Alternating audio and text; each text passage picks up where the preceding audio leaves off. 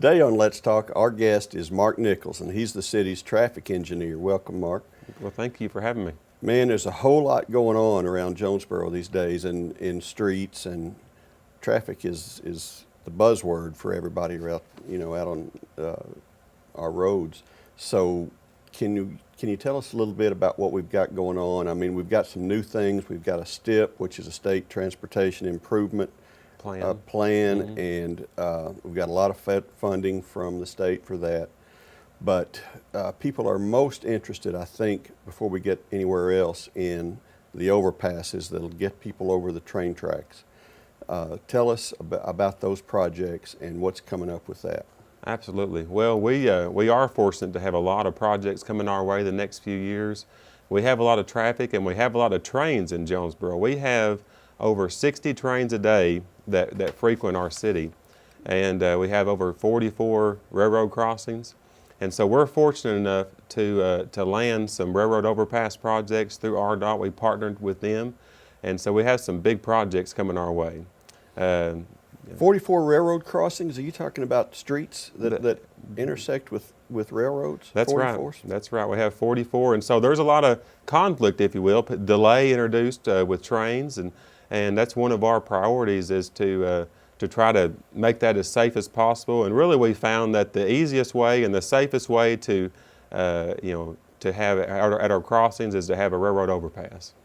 And so, go back into the history of the problem a little bit, because I know we've had literally ambulances turn around because they can't get to where they need to go because these trains will stop sometimes on the roads, and then there's multiple tracks crossing in real close proximity. What's the history of that? Absolutely. Well, for the Highway 18 Railroad Overpass project, this really started back in 2013. We knew we had a problem, and we had a lot of vehicles crossing that crossing. There's 13,000 vehicles a day that cross. Right now there's 15. At that time there was 13. And we put up a DVR and some cameras at that intersection, and we were able to capture a train blocking the intersection of Nettleton and Highland for over 50 minutes. And we documented that. And a video speaks louder than just words on the paper when you apply for these grants. And so we were able to submit that video in to the Federal Highway and secure a Tiger grant to do the design for that overpass. And so that really got us started. But to give you a history, that started in 2013. So a lot of work has went into that project for many years to get us to this point. Yeah, and when will we see works begin over there? And tell us the roads, precise roads. Right. For that particular project, it's Highway 18 or Highland Drive, and also as part of that same project, a overpass over Watt Street will be constructed. And also there's going to be some improvements on Nettleton, in the old Nettleton area, Nettleton Avenue and Kane Street. And so that Tiger grant we received paid for the design of this railroad overpass. And so and that took a year and a half, and then we could buy right away. That started in 2016, and that brings us up to this point. Once we have the utilities out of the way, we can actually start construction. So to answer your question, we're going to start as soon as the weather dries up. We should be able to start construction on that project. Great. And this is a slow process because there's acquiring land. We're getting the grant that you talked about in the first place, and that's a kudos to our grants department, and as well as you guys that work together to formulate the grant. But the completion date for the first bridge will be? They're going to start on it near the end of this year, and it'll take a year to get that bridge in place. Right, and that's millions of dollars. Millions of dollars. I mean, really, when you look to this point, this design for the overpass was around $1.5 million. Then you have millions of dollars of right-of-way and utilities that have to be moved, and you haven't even started construction yet. And the construction project, the letting was $25 million for just the construction itself. So really, this is over a $30 million project in total when you count design and right-of-way and utility work. Now, if you're in a car, trains are a nuisance, but if you are looking at Jonesboro's well-being, trains are important. I think we've got some people as we shoot this looking at the expansion out in our industrial park today from the state and maybe from the federal government. So these trains do a lot of business in Jonesboro and around Jonesboro, correct? That's exactly right, Bill. We, of course, we have an industrial park with a lot of industry and a lot of jobs in our industrial park. Well, many of those industries depend on rail to provide their materials in at a cheaper rate. And so the city of Jonesboro owns a rail spur, and it's around 6 miles in length, and we own and maintain this rail spur. We don't own any locomotives. I wish we did, but Maybe we need our own, start yeah. our own. But we do own the spur itself, and BNSF serves the industrial park through our rail spur, and that provides many jobs in our area. So we're thankful for the railroad. We're thankful they're here. It's an integral part of our economy, but we just want to make our crossings as safe as possible. Well, you have, you know, a very powerful lobby in railroads. So I think the idea that we can tell them what to do is not a very accurate concept. That's true. So we are trying to work with them while we accommodate motorists, and that's mainly the thing, isn't it? I mean, we don't have do we have a lot of complaints about noise from trains? You know, we really don't get a lot of complaints about noise, and we get a fair amount of complaints just from the delay of trains blocking roadways. And but the mayor has chosen to work closely with the railroad and try to build relationships with the railroad and not work against them. And matter of fact, he meets with the railroad a couple times a year, both BNSF and UP. And we try to build a relationship with them and try to work on these projects together. Matter of fact, just for the Highway 18 overpass, they submitted a letter of support for that project. And federal law requires them to pay 5% of the theoretical cost to build that overpass. And so they do contribute to the project. And but overall, this is about safety and reducing delay for the motorists in our city. How do you have? I know you keep a ridiculous amount of statistics. Engineers are good at this kind of stuff. So do you know how much time is going to be saved once the overpasses are complete? Well, there's 34 trains, just on the Highland Drive overpass, there's 34 trains a day. And many times a day that's blocked for over 15 minutes. I think it was around 2.5 hours a day for that one overpass. And so you extrapolate that over the year, and that's just the one overpass. Right. Airport Road has 6,000 vehicles a day, and it's frequently blocked. And then we have a new overpass coming on the Commerce Drive project that's over the UP tracks that will help reduce delay as well. So I think it's safe to say this will save thousands of hours of delay for our citizens in Jonesboro. The first project is which one? Well, the Highway 18 project is furthest along. So it just got let to contract. So you're going to see groundbreaking on it this spring. As a matter of fact, you've already seen some work out there with people with City Water and Light and the utilities, moving those utilities out of the way to start construction. The Airport Road overpass is around 60% design, and so we expect it to go to construction sometime in 2020. And then the Commerce Drive job, which is the Eastern Arterial, there's an overpass over the UP tracks just south of Gamble Furniture, and that's going to be a 2021, 2022 project. And so, we have 4 overpasses in all that are funded at this time. What will we see on the street as we go through construction? Well, how much? Because that's going to be years. It's going to be a year or so for each project, correct? Absolutely. Well, on the Highway 18 project is a 3-year. They have 3 years to get that project and complete. So you're right. There is going to be some growing pains, particularly with that project. The Airport Road project and the Commerce project, those are going to be built, and the roadways are going to stay open in that area. You know, the Commerce Drive is a new location. But the Highway 18 overpass is kind of a different story. You're building an overpass in a very developed part of town. An old part of town, the lot lines are close together and the street's close, everything's close to the road.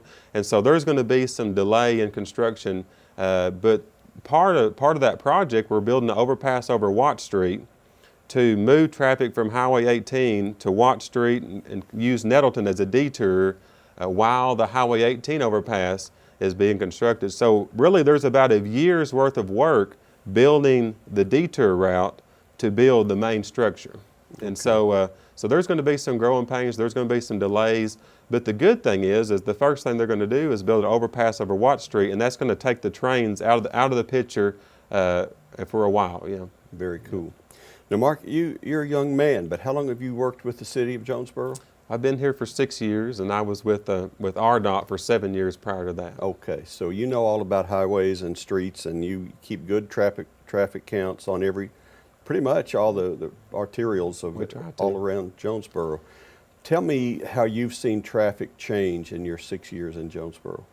Well, we are seeing it increase, and you know, just on this Highway 18 alone, when I went in 2013, there was 13,000 vehicles, and today there's 15. On Red Wolf, when I started, there was 35,000 vehicles. Now there's 42,000 vehicles, and so these projects are there's a big picture involved with these projects. For example, if we have the Highway 18 overpass in place, and we have Commerce Drive, which is an eastern arterial, in place.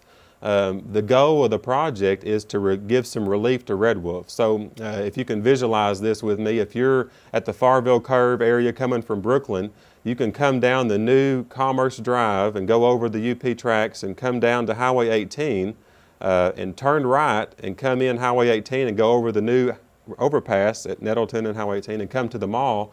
And that's the same distance as if you would just stayed on Highway 49 and came about through Hilltop to come to the mall. However, there's going to be a lot less delay. And so studies have shown that just by having that new connector and our new overpass at Highway 18, that we're going to reduce some 5,000 vehicles a day on Red Wolf Boulevard. But the key is we're going to keep that from getting worse over time. Red Wolf Boulevard is always going to have a lot of traffic. There's always going to be 30 to 40,000 vehicles a day in that range. But this will help give some relief and give some area for new development as well. Yeah, and traffic in Jonesboro, to me, is a perspective thing. If you're used to Jonesboro traffic, it's a lot. But if we're comparing to bigger cities, traffic's not that bad a problem in Jonesboro. So our streets pretty much handle what we need them to handle, do they not? I mean, we do have some delay during the rush hours. I mean, that's kind of typical. During midday, we do fairly well. That just speaks to the growth that we're experiencing, though, in our economy, which is a good thing. But you're right, it is all about perspective. When I worked with the state, I covered the entire state, and so we would have smaller cities sometime call about a traffic problem in their city, and it's all relative. But to you, whenever you're sitting at the signal waiting for the green light, you don't care. You want to go, and we want to accommodate that as best as we can, and as best that's financially feasible and wise. I mean, there's a point to where a project is not a good project. There's just not enough delay there to justify spending that much money. But we do have some areas that have some fairly significant delay, especially relative to Arkansas. And this is something, it's kind of like complementing mosquito control. The minute you have a mosquito, you're not happy with mosquito control. But we do have some great engineers. Mark is in charge of the traffic flow in Jonesboro, and we don't notice when we slide through all the green lights and everything's just fine. When we have something backed up, then we start saying, man, we need to fix the lights in this town, we need to do this. But you do a fabulous job, and the staff in the engineering department does a fabulous job of making traffic move through Jonesboro. And I know it's like a moving target as we grow. Are there any particular things that you see in the future that need to be adjusted, or that you may already have plans for? I know we've got the STIP intersection change, so maybe we should start with that and just talk about the widenings of lanes that we've talked about on Caraway and on Main and Southwest. Let's just briefly explain how many more lanes we're going to have on those roads. Right. So our approach has been, since finances are limited, our approach has been to focus on the bottlenecks, if you will. Focus, not worry about widening an entire roadway. It's typically your intersections that are the limiting factor. They're the bottlenecks. And so we, through this first step that we were able to secure, we're trying to address intersections or bottlenecks and add lanes and reduce and get traffic through those choke points, if you will. So the Southwest Drive in Maine by McDonald's and Jonesboro High School in that area, that intersection we're going to have 2 lanes going northbound, and we'll have dual left turns southbound because that left turn backs up in front of Jonesboro High School, and so we're trying to have these critical intersections, if you will, and give some relief there. And we're also working on a project with RDOT at Caraway and Highland. So that's Highway 18, catty corner from the old Kmart, kind of that area. And so, and that project's going to add dual left turns and right turn lanes on all legs of the intersections. That was the most aggressive project that we could justify at that intersection. And so that's going to provide some relief and help traffic flow along the corridor. And I appreciate your compliment, Bill. We work hard. We're trying to, it's kind of like throwing a deck of cards in the air sometimes and trying to deal the best hand that you can, because there's many factors that you can't control, such as the spacing of the signals or the existing lane structure or the speed of traffic and driveways. And so you try to make the best, you try to do the best with what you are played. And in an ideal world, you could make traffic flow better, but sometimes you don't have some of those tools, or the intersection is just poorly spaced or driveways just play a role in that. Right. And one thing I don't think a lot of people may understand, I didn't even before I got to work with the city, is that when highways come through your cities, they're maintained by the state. And so we have roads and streets that people think, this street is better than this one's better than that one. Mm-hmm. Some are maintained right down through the heart of Jonesboro as highways mm-hmm. by the state, mm-hmm. correct? So yes. we don't line those streets, we don't pave those streets. Explain a little bit how that works. Yeah, so on a state route, the state takes care of the maintenance. They take care of striping. We, the city or the county, takes care of the signals on those state highways, and but we try to work with RDOT as far as we still do some vegetation control along the state routes. We still pick up litter. We still spend a lot of money to mow our bypass. But you're right, the general public may not really realize whether they're on a state highway or a city street, and the different funding sources that take care of both of those things. And RDOT does a great job, and but they are stretched thin financially. But we've chosen to help out if we can in areas. The mayor's done a good job with what we had to deal with, to make improvements along the state route. And the turn lanes that we're adding, like along Red Wolf, we're doing those with city forces.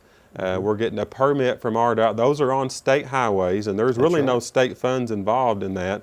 And those are on state highways, and we just get a permit. And our street department and some of our contract we have with some concrete, contractors and that sort of thing. We're doing those projects with our in-house forces for a lot cheaper cost than if you were going to let a project through a state job. They're just kind of small, but they provide a lot of relief for traffic. They really do, and I've noticed Red Wolf being a little bit easier to go up and down particularly on. I find the weekends to be more busy. That's anecdotal. If you've got numbers, don't break them out on me. But I find it to be very, very busy on weekends, mm-hmm. and I think the turn lanes have helped. They do. They help traffic get out of the way and let you proceed through the signal, and so actually, if you do have numbers, please break them out. That would be good. If sure. Can you tell? Do you have a way to measure how much faster you can get up and down Red Wolf now that those turn lanes have been whenever before we timed the signals along Red Wolf, we took a delay study. We pretty much drove Red Wolf a number of times with the GPS and logged the delay mm-hmm. there, and then we did it after our retiming and adding some of the turn lanes. and it's the savings are pretty significant. I mean, it extrapolates out into millions of dollars a year for our citizens in reclaimed time and also gas. Whenever you can save 10 or 15% as far as reduced delay along a corridor that has 42,000 vehicles, and you multiply that out for every day of the year, you can run into some serious savings quick. Yeah, and RDOT, the mayor is always quick to compliment our RDOT partners like Brad Smithy and Lori Tudor, and of course Alec Farmer, our local commissioner. What do people need to understand about how it's, because I hear, since I've moved to Arkansas, back home to my home state in the last 3 years, a lot of concern about funding for state highways. I'm told we have actually more highway miles than the state of New York. That's right. Yeah. So RDOT, they are very stretched thin. I mean, they have a lot of cities coming to them and asking for projects in their city, and they all have needs. And so the mayor has done an excellent job building relationships with key people. We're very fortunate to have Mr. Farmer represent us at the Highway Commission, and he's done a great job. And really, many of these things wouldn't have come to pass if it wasn't for him. But the mayor has made a priority to build relationships with RDOT. The mayor and I go to every Highway Commission meeting. He jokes sometimes and says he has a better attendance record than some of the commissioners, and that may be true. It may be not the joke. That's funny. But he does a great job at that, and I think that's helped us. I mean, we run into issues with some of these projects many times, and he can call up the deputy director for the highway department and talk about that issue. And I tell you, a lot of communities don't have that, don't have some of those relationships or haven't taken the time to build some of those relationships. So we're fortunate that the mayor has done that, and that's really helped our community. Yeah, we've got a lot of good things. That I was talking with an RDOT official not long ago who said, they're trying to build the corridor of 412 to connect from all the way from Missouri to Oklahoma, and that's going through a lot of hills. And the road is getting wider, in my anecdotal experience, but they'd like to, I think, 4-lane it all the way across. Right. Yeah. And that's going to be hard to do at current funding levels. That's right. And so, so a matter of perspective, you have, that's just to name one of the projects. And so you have a lot of good projects throughout the state that they're all trying to get funding. And so our partnering with RDOT, that helps us immensely. We partnered $7.81 million with RDOT to get some of these projects, and that's a key role. That with the relationships, also being willing to partner and put in some of your own money to secure that.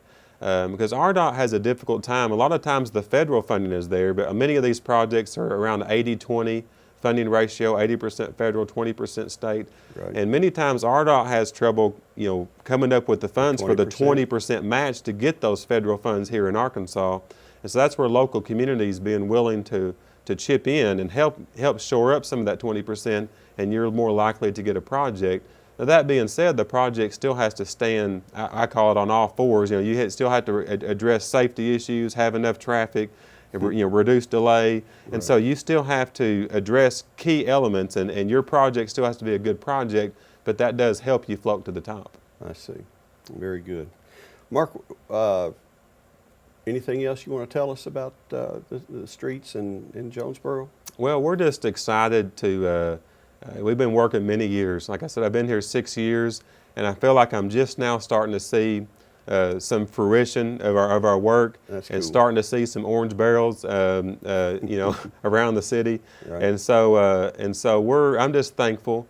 I think the people in Jonesboro, you need to be proud that we have these projects coming. And the next 10 years, I think we're going to see a lot of orange barrels around Jonesboro, and I think we'll be proud with the end result. Well, it's hard to say I'm happy to see orange barrels, but I'm happy to see orange barrels in Jonesboro. We're growing, we're getting better, we're getting bigger, we're getting stronger. That's right. And they say you either grow or die, so we're growing, and that's good. And it's thanks to people like Mark at the City of Jonesboro. Thank you, Mark. Appreciate you, sir. All right, brother.